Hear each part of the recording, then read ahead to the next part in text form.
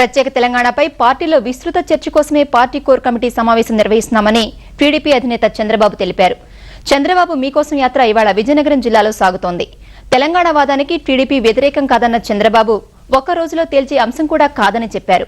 ఈలోపు తెలంగాణపై ఎవరూ ఏమీ మాట్లాడకూడదని చంద్రబాబు పార్టీ శ్రేణులను మరోసారి ఆదేశించారు. విజయనగరం జిల్లా దేవుపల్లిలో Telugu Desam party Telangana core committee రేపు సమావేశం కానుంది. చాలా స్పష్టంగా మా వాళ్ళకి ఆదేశాలు ఇస్తున్నాను. ఎవరు మాట్లాడాలి, కమిటీకి మాట్లాడాలి.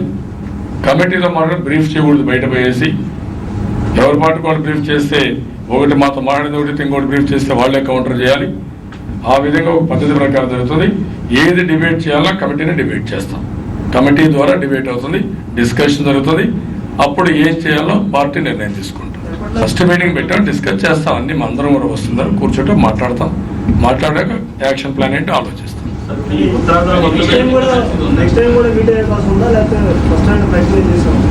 కదా ఫస్ట్ టైం ఒకటేసారి ఇంత పెద్ద సమస్యను ఒకటేసారి కూర్చుంటానే 1 గంట 2 గంటలు తెలిచేస్తారే. దీనికి చాలా డిబేట్ జరగాలి, డిస్కషన్ జరగాలి. ఏ ప్రాంత ప్రజలకు కూడా దీనిపైన అనుమానాలు రాకూడదు, పార్టీ పైన దురభిప్రాయం రాకూడదు. అందుకే నేను చాలా స్పష్టంగా ఎలక్షన్లో చెప్పాను, డిబేట్ జరగాలి, ఎన్నికల్లో చెప్పాను. తెలంగాణకు తెలుగుదేశం పార్టీ వ్యతిరేకం కాదు.